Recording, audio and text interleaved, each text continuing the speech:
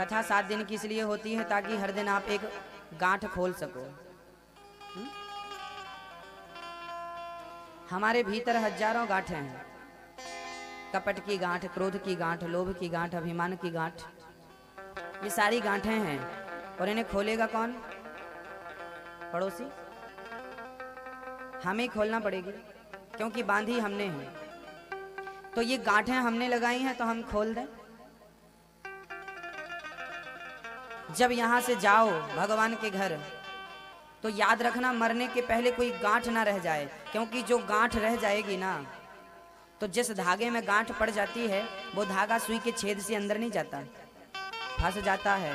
याद रखना सुई का छेद क्या है? बोले मोक्ष का दरवाजा है। यदि गांठ लगी होगी आपके जीवन में अज्ञान की, अभिमान की, तो आप मोक्ष के दरवाजे से वापस आ जाएंगे, जा नहीं पाएंगे उस पार। उस पार वही जाएगा जो गांठें पूर्ण तरह से खोल डाले, कोई गांठ ना रहे। निष्काम भाव से मरना। जब मरने का समय आए कोई इच्छा ना हो, कोई कामना ना हो, कोई करोड़ों लेकर खड़ा हो फिर भी आपको लोभ ना हो, आपको हजारों करोड़ों गालियां दे रहा हो फिर भी क्रोध ना हो, क्योंकि अब मृत्यु सर पर खड़ी है। अब क्रोध करें कि मरें? जब आपको क्रोध नहीं आएगा, जब आपको लोभ नहीं आएगा, जब आपको अभिमान नहीं आएगा और जब ये सारी गांठें खोल करके मरोगे तो सीधे भगवान के श्री चरणों में पहुंच जाओगे, भगवान के भक्त बनकर। और गांठ लेकर मरोगे तो उस गांठ को खोलने फिर अगली बार कुछ ना कुछ बना के भगवान भेजेगा, चल जा गांठ खोल। एक बार फेल हो गया तो फिर उसी क्लास में पाठ 1 से शुरू करना पड़ता है, लेसन 1। फिर 84 का चक्कर। 84 लाख योनियों के बाद मनुष्य का चोला मिलता है। पशु पक्षी जीव जंतु बन करके उसके बाद हम मनुष्य बने हैं।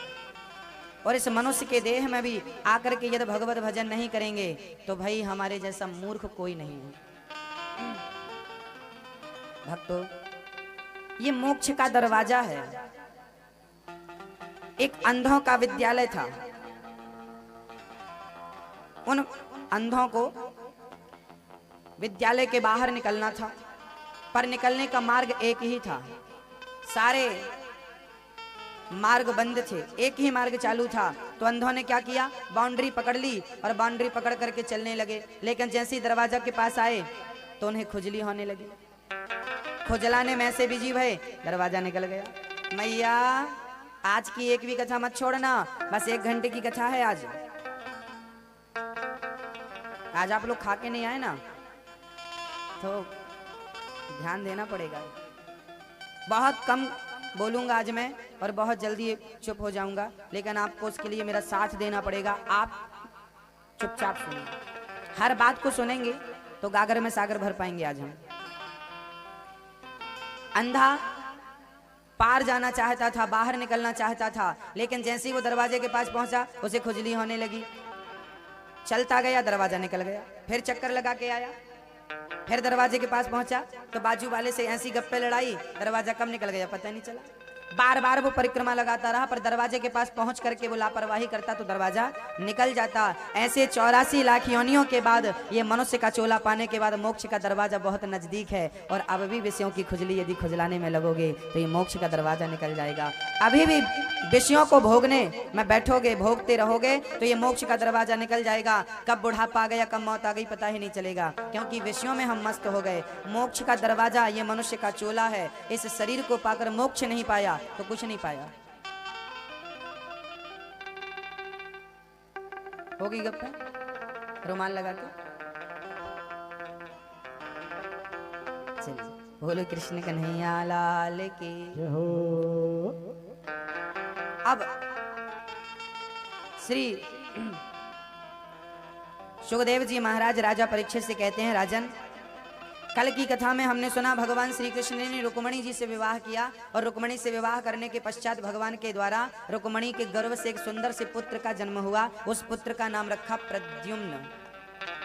प्रद्युम्न जी महाराज का हरण करके बचपन में सम्रासुर नाम का दैत्य ले गया और सम्रासुर ने उसे पानी में फेंक दिया। एक मछुआरे ने उसे बच्चे को बचाया और मछुआरे को बच्चा नहीं था, उसने पाल लिया और वही प्रद्युम्न बड़े होकर सम्रासुर को मारते हैं, रति के संग विवाह करके अपने घर द्वारिका लौट कर आते हैं। बोलिए द्वारिकाधीश भगवान की जय हो। भगवान श्री सुखदेव जी महाराज से राजा परीक्षित ने कहा, गुरुदेव मैंने सुना है भगवान कृष्ण ने 16,108 विवाह किए, आपने तो एक विवाह की चर्चा सुनाई, हमें अन्य विवाहों की चर्चा सुनाइए, हमें बड़ी उत्सुकता हो रही है, हमें ये विवाहों की चर्चा सुननी है। तब सुखदेव जी ने कहा, राजन सुनो, भगवान का दूसरा विवाह जामवंत की बेटी जाम्बवती से हुआ। जामवंत सती त्रेता युग के थे। जब राम रावण का युद्ध पूरा हो गया तो राम जी जाने लगे। जामवंत जी बोले, प्रभु आपने रावण को मार के अपनी खुजली मिटाई, मेघनाथ को मार के लक्ष्मण जी ने अपनी खुजली मिटाई, मेरी बराबरी का तो कोई मिला नहीं लंका में कि मैं उससे दो हाथ कर सकूं। भगवान बोले, जामवंत जी आप क्या चाहते हो? जामवंत जी बोले, आपसे दो हाथ की हो जाए और कुछ नहीं चाहता। भगवान बोले, हम आपसे लड़ेंगे तो मर्यादा का उल्लंघन होगा, क्योंकि मैं मर्यादा पुरुषोत्तम हूँ, लेकिन आपकी इच्छा है तो अगले बार मैं कृष्ण बनकर आऊंगा, तब मैं आपसे युद्ध करूंगा। जामवंत जी बोले, तब तक तो मैं बुढ़ा हो जाऊंगा। भगवान बोले, मेरी माया आज के बाद तुम पर प्रभाव नहीं डालेगी, जैसे आज शक्तिशाली तुम हो ऐसे द्वापर युग में भी तुम शक्तिशाली ही रहोगे, तुम पर काल का कोई प्रभाव नहीं पड़ेगा। लो भैया, अब जामवंत जी ने कहा कि हमारी बेटी से विवाह कर लो। राम जी बोले, अभी तो एक नारी साथ में लिए घूम रहे हैं और एक नारी का संकल्प कर चुके हैं, दूसरी नारी को देख नहीं सकते। अब एक काम करो, मैं अगले बार कृष्ण बनकर आऊंगा, तब मैं आपकी बेटी से विवाह करूंगा। जामवंत जी बोले, तब तक तो ये बुढ़ी हो जाएगी और पता नहीं रहती भी है कि मर जाती है। भगवान बोले, तुम बाप बेटियों पर काल का कोई प्रभाव नहीं पड़ेगा। वही जामवंत जी एक जंगल में एक गुफा में रहने लगे और आज भगवान श्री कृष्ण जब लीला कर रहे हैं द्वारिका में, राजा परीक्षित ने कहा, प्रभु जामवंत जी से भगवान का विवाह कैसे, जामवंत जी की बेटी से भगवान का विवाह कैसे हुआ? तब सुखदेव जी ने कहा, इसके लिए एक कथा सुननी पड़ेगी और वो कथा है सत्राजित की। द्वारिका में एक सूर्य भगवान का भक्त रहता था, नाम था आसित सत्राजितः सूर्यो।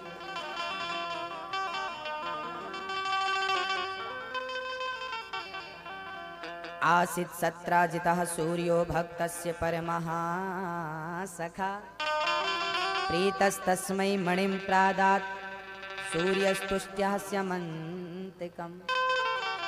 सूर्य भगवान के एक भक्त रहते थे द्वारिका में, बहुत सूर्य भगवान की पूजा करते थे। एक दिन सूर्य भगवान प्रकट हो गए, अच्छा वरदान मांगो। सत्राजित जी बोले, और कुछ नहीं चाहता, जरा पैसे की कमी है, आप पैसे की पूर्ति करो। भगवान सूर्य ने अपनी मणि उतारी और सत्राजित को दे दी, ये मणि रख, इसका प्रभाव है कि ये 100 किलो सोना रोज देगी। 100 किलो सोने के लगभग 8 भार सोना रोज। सत्राजित जी वो मणि लेकर गए। एक दिन सत्राजित जी मणि पहन करके दिखाने गए भगवान को। क्या है, लोगों के पास कुछ हो जाता है ना, वो दिखाना पहले चाहते हैं। सत्राजित जी मणि पहन के भगवान को दिखाने गए। भगवान सभा में बैठे थे स्वधर्मा नाम की, और जैसे ही सत्राजित जी गए, सबने सत्राजित का खड़े होकर के स्वागत वंदन अभिनंदन किया, सबने खड़े होकर स्वागत किया। भगवान बोले, सत्राजित जी इतनी बढ़िया मणि आपके पास है जो 100 किलो सोना रोज देती है, आप इतनी महंगी मणि का क्या करेंगे? आप यदि इसे राज खजाने में, राजकोष में जमा कर दें तो प्रजा का उत्थान होगा, प्रजा का कल्याण होगा। पर सत्राजित जी की बात, भगवान की बात सत्राजित जी ने सुनी तो सही, पर सुन करके अनसुना कर दिया, सुन करके अनसुना कर दिया, कोई रिस्पॉन्स नहीं दिया। भगवान ने दोबारा मांगा भी नहीं। सत्राजित जी ने वो मणि पहनी और घर आ गए। लोगों को कुछ मिल जाए दिखाते पहले। भोपाल में एक मैया थी, उसने अंगूठी बनवा ली बड़ी सी, और अंगूठी बनवा के पड़ोसन के घर गई, कहो बहन कैसी हो? पड़ोसन ने नहीं पूछा कि तूने अंगूठी कब बनवाई, और उसको यही इच्छा थी कि ये पूछे कि कब बनवाई, फिर मैं बताऊं विस्तार से, पर उसने बिल्कुल नहीं पूछा कि कब बनवाई। वो दूसरे घर में गई, कहो बहन और सब कैसे हैं? इस उंगली में उसने पहनी अंगूठी, तो बार बार वो इसी उंगली को आगे करे। फिर भी किसी ने नहीं पूछा कि तेने अंगूठी कब बनवाई, तो उसने अपने घर के सामने आग लगा दी और बोली, बचाओ देखो आग लग गई। लोग पानी लेकर आए, बार बार बोलती, अरे वहां क्या डाल रहे हो, यहाँ डालो पानी। फिर भी किसी ने नहीं पूछा कि तेने अंगूठी कब बनवाई। तब तक हवा चली तो बाहर की आग सचमुच अंदर चली गई और लग गई, घर जलने लगा। और जब घर जला, चिल्लाने लगी, राम राम मैं तो लुट गई, पूरा घर जल गया, बैठ गई रोने। पड़ोसन बोली, तेने अंगूठी कब बनवा ली? उसने कहा, तेरा सत्यानाश हो जाए, जब तेरे घर गई थी तब पूछ ली होती तो घर में आग क्यों लगती? देखा देखी में ना लोग इतने परेशान हो जाते हैं, पूछो। सत्राजित ने मणि पहनी, भगवान ने बोला कि हमें दे दो, पर दिया नहीं। एक बात बताओ, सत्राजित जी को मणि दी किसने थी? किसने दी? भगवान ने। सत्यजित जी को मणि देने वाले सूर्य नारायण भगवान थे और मांगने वाले कौन थे? कृष्ण भगवान।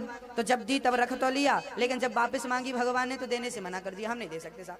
ये बड़ी विडंबना है। जब ईश्वर हमें देता है तब हम रख तो लेते हैं, लेकिन भगवान अपनी वस्तु जब हमसे मांगता है हम देने से इनकार कर देते हैं। यही हमारी अज्ञानता है। कैसे? आइए समझते हैं। देखिए होता क्या है, ये वस्तु मैंने आपको दी, इसे आप रखिए। ये वस्तु मैंने आपको दी, रखिए। 10 साल बाद मैं वापस आऊंगा, आप मुझे वापस कर दीजिए, तो बताइए आप वापस करेंगे कि नहीं? बैंक का पैसा आपके पास जो है, ये पैसा किसका है? किसका है? ये आपका है।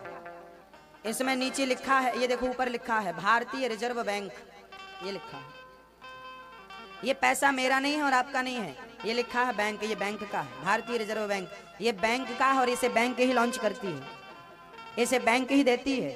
याद रखिए। अब ये पैसा मैं ले जाके बैंक में जमा कर दूं और 10 साल के बाद मैं निकालने जाऊं तो मुझे मिलेंगे कि नहीं मिलेंगे?